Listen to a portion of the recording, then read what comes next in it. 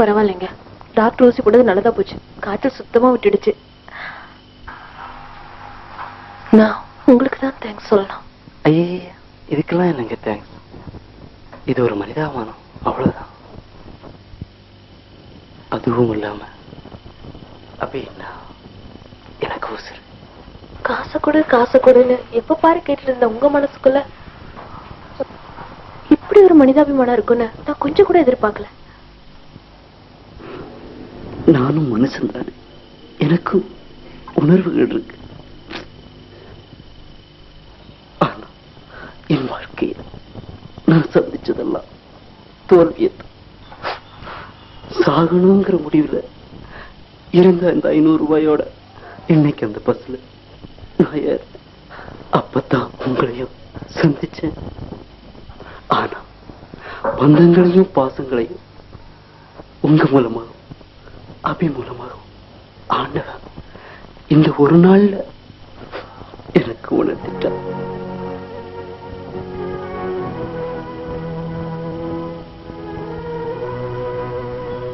எனக்கு ஒரு பெரிதமான ஒரு ஆசை.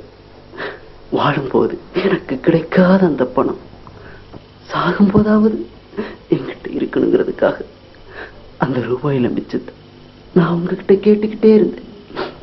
தப்பா எடுத்துக்காதீங்க. தப்பாவா? உங்களையா?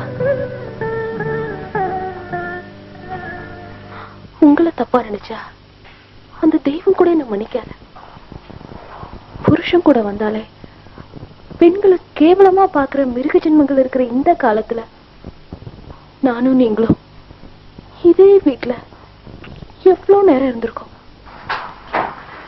ஆனா உங்க விரல் நுனி கூட என் மேல படாம எவ்வளவு கௌரவமா பழகுனீங்க.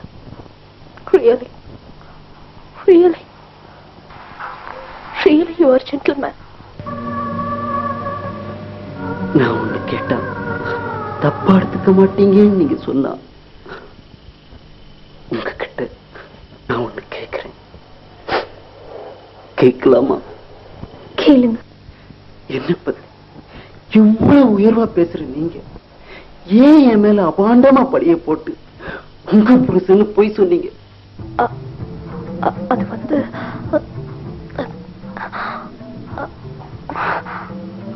அது வந்து உங்க மனசாட்சியை தொட்டு சொல்லுங்க, நான் உங்க புருஷன்.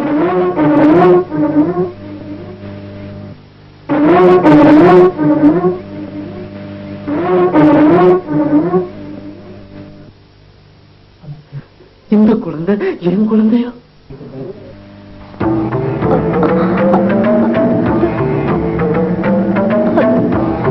எங்கேயோ யாருக்கிட்டையோ உங்க வாழ்க்கை இழந்துட்டு அதுக்கு என்ன பலியாக்கிட்டீங்களே. எனக்கும் உங்களுக்கும் இந்த குழந்தைக்கும் என்னங்க சம்பந்தம்?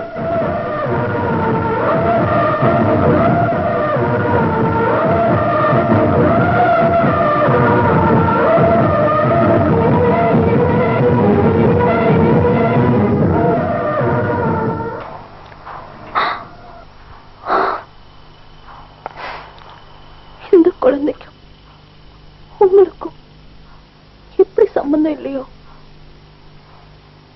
அதே மாதிரிதான் எனக்கும்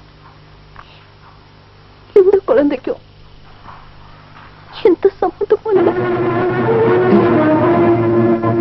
நீங்க என்ன சொல்றீங்க? சொல்றேன். சின்ன குழந்தைய நான் இருக்கும்போதே எங்க அம்மா இறந்துட்டாங்க. எங்க அப்பா 2வது கல்யாணம் பண்ணிக்கிட்டாரு. சின்ன வயசுல இருந்து எந்த சுகத்தையும் நான் அனுபவிக்கல. கொஞ்ச நாள்லயே எங்க அப்பா இறந்துட்டாங்க. சித்தியோட நடத்த ரொம்ப மோசமா போச்சு. கெட்ட வழியில போக ஆரம்பிச்சாங்க.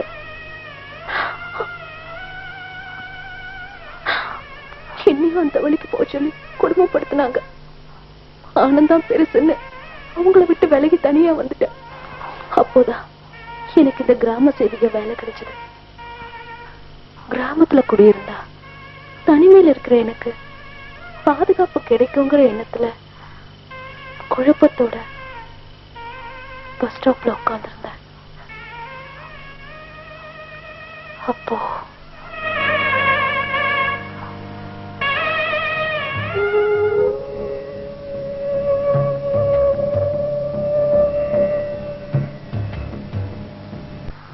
அப்பா நான் எங்கப்பா போவேன்? என்ன இப்படி அனாதையாக்கிட்டு போயிட்டீங்களேப்பா. எனக்கு யாருப்பா இருக்காங்க? நான் எங்கப்பா போவேன்? எங்க போவேன்? எனக்கு யாருமே இல்லையப்பா, யாருமே இல்லையே.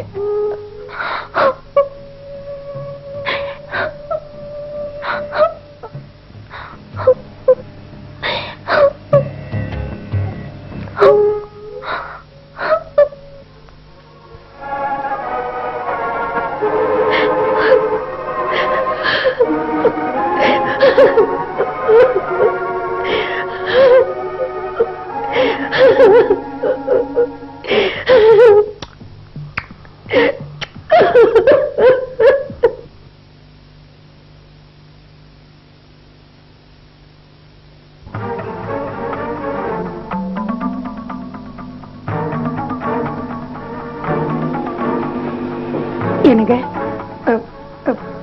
பக்கத்துல பாத்ரூம் போயிட்டு வந்துடுறேன். குழந்தை கொஞ்சம் பாத்துக்கிறீங்களா?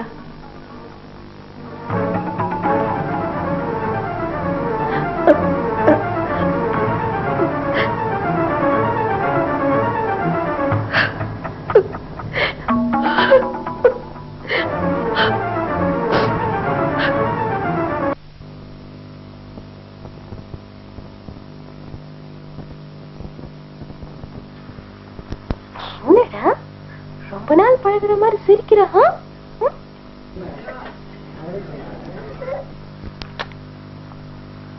பட்டாட்டமா இருக்கு குட்டிச்சதோட கண்ணம்.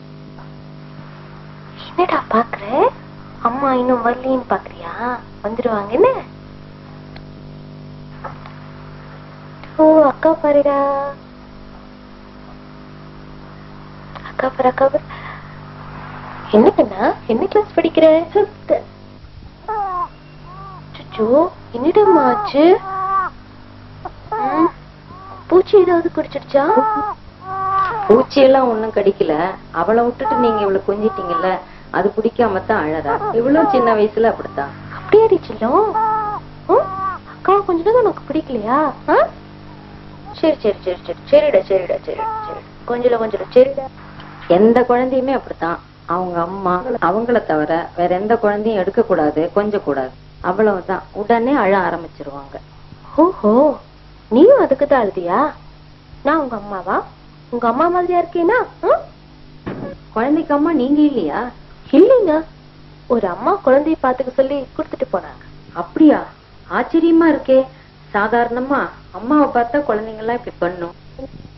வேலை போன ஜென்மத்துல இந்த குழந்தையோட அம்மாவா நீங்க இருந்திருப்பீங்களோ என்னவோ, அதனாலதான் இப்படி ஒட்டிக்கிறா.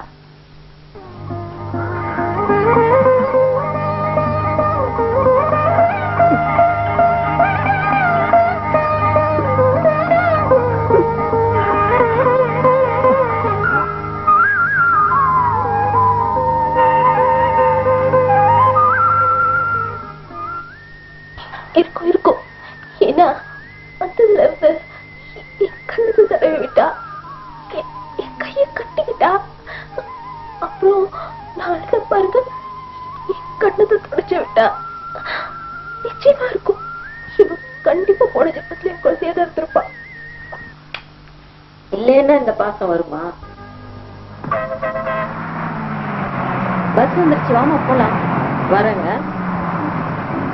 தூங்கிட்டியா? உங்க அம்மா எங்க காணோம்? ஐயோ, எனக்கு குழந்தைய வச்சு பழக்கம் இல்லையே. வா வா வா வா வா. சரிடா சரிடா சரிடா. சரி சரி. என்னது?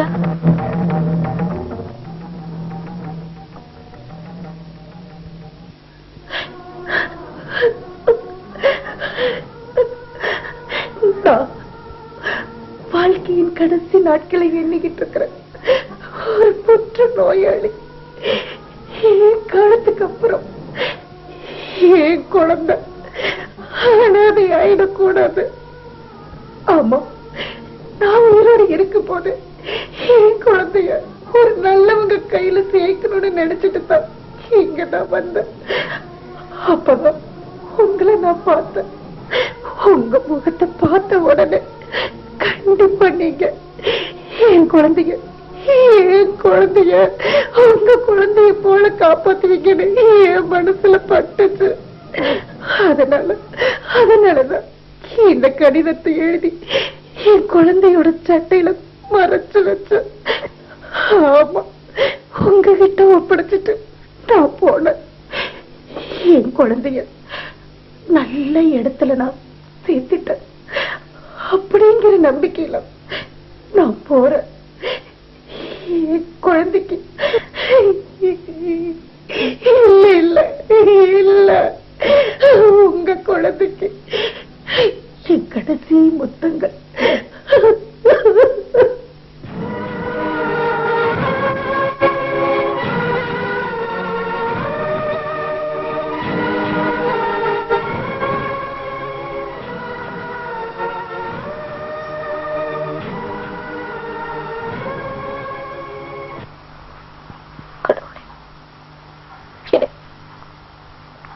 எனக்கு எதுக்கு இந்த புது பந்தம்?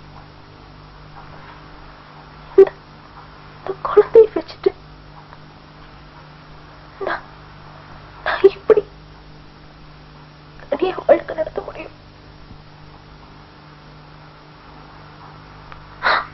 உன்னை விட்டா எனக்கு வேற வழி இல்லை. சரி, உன் கோயிலுக்கே வரேன். எனக்கும் இந்த குழந்தைக்கும் நீயே ஒரு நல்ல முடிவு சொல்லு.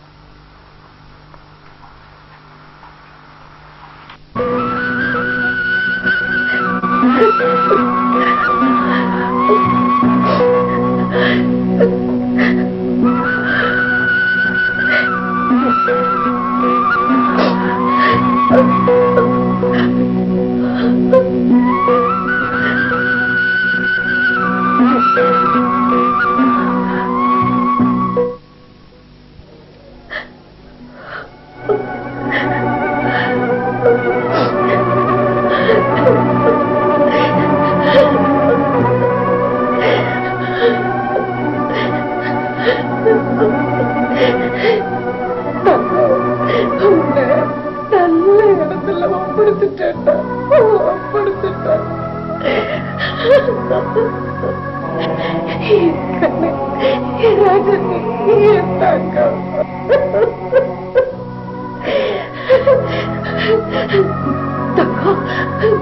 இந்த ஜென்மத்துல கூட நான் இருக்கிறதுக்கு எனக்கு கொடுத்து வைக்கலம்மா, கொடுத்து வைக்கல. அடுத்த ஜென்மனோட இருந்தா அதுலயும் எனக்கு நீதான் மகளா பிறக்கணும்,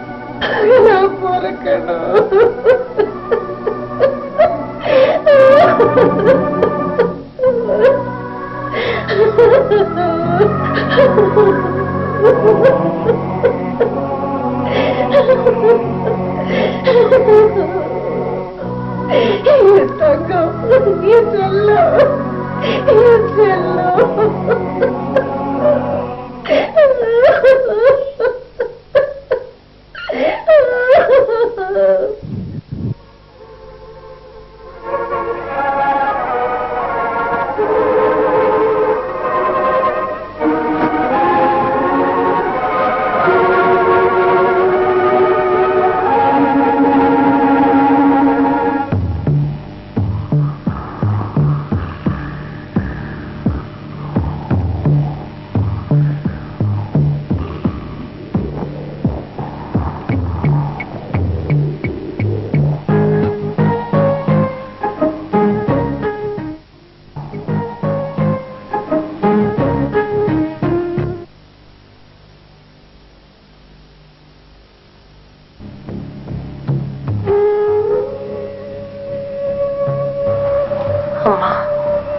தாயே ஈஸ்வரி, என் வாழ்க்கையே கேள்விக்குறியா இருக்கும்போது இந்த குழந்தைய வச்சு என்னால் எப்படிமா காப்பாற்ற முடியும்? அதனாலதான் இந்த குழந்தைய உன் சன்னிதானத்திலே ஒப்படைச்சிட்டேன். இந்த குழந்தைக்கும் எனக்கும் நீதான் ஒரு நல்ல வழியை காட்டணும். நீதாமா ஒரு நல்ல வழியை காட்டணும் தாயே ஈஸ்வரி.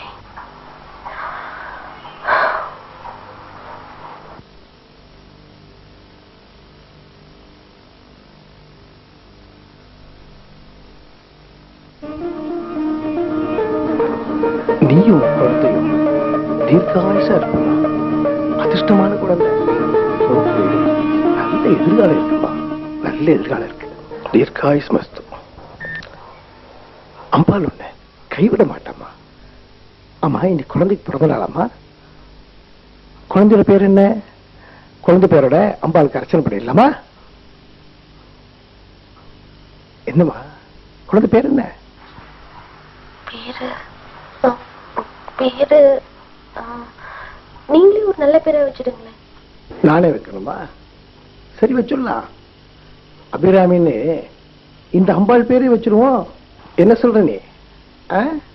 அபிராமி.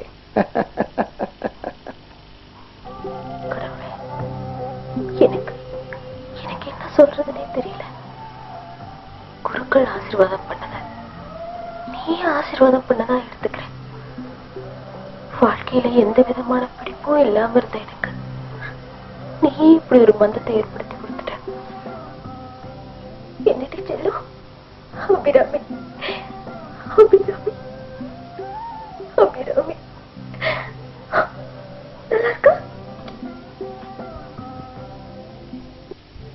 ஓம் அபிராமே நமக. ஓம் மகாபத்ராய நமக. ஓம் மகாமாயாய நமக.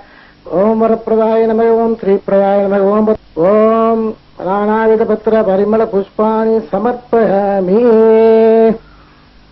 ஓம் கற்பூர நீராஜனம் சமர்ப்பயாமி.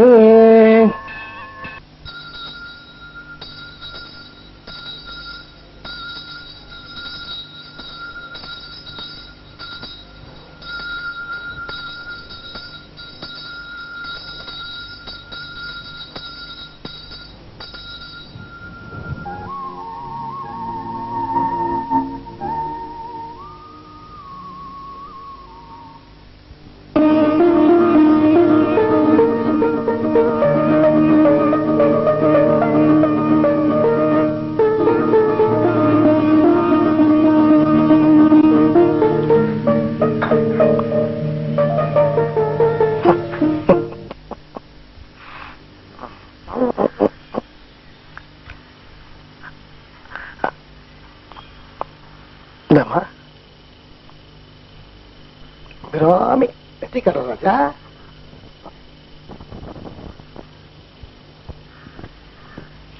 அபிராமி அம்பாள் பேரு நல்லா இருப்ப.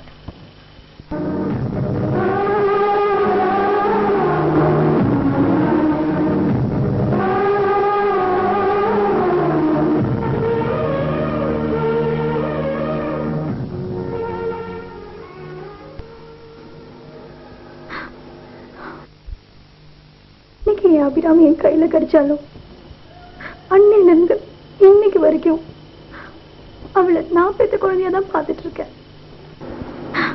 அந்த அம்பாள் என்ன கைவிடல.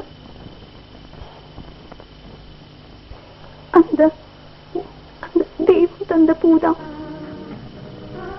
என் குழந்தை. கழுத்துல சாணி இல்லாம கை குழந்தையோடு வந்து என்ன இந்த கிராமத்து ஜனங்க ஏத்துக்கல. கூடிய சீக்கிரம் உன் புருஷனோட வரணுங்கிற கண்டிஷன்ல தான் தலைவர் இந்த ஊர்ல தங்க அனுமதிச்சாரு. ஆனா ஏன் நல்ல நேரமோ கெட்ட நேரமோ தெரியல, தனியா குழந்தையோட இருந்த என்ன ஒரு நாள் ராத்திரி திருட வந்து பலாத்காரம் பண்ண வந்தான். இத பெரிய பிரச்சனையா மாறி என்ன பஞ்சாயத்து நிறுத்திட்டாங்க. உன் புருஷனோட வந்தாதான் இனிமேல் இந்த கிராமத்துல இருக்கலாம்னு சொல்லிட்டாங்க.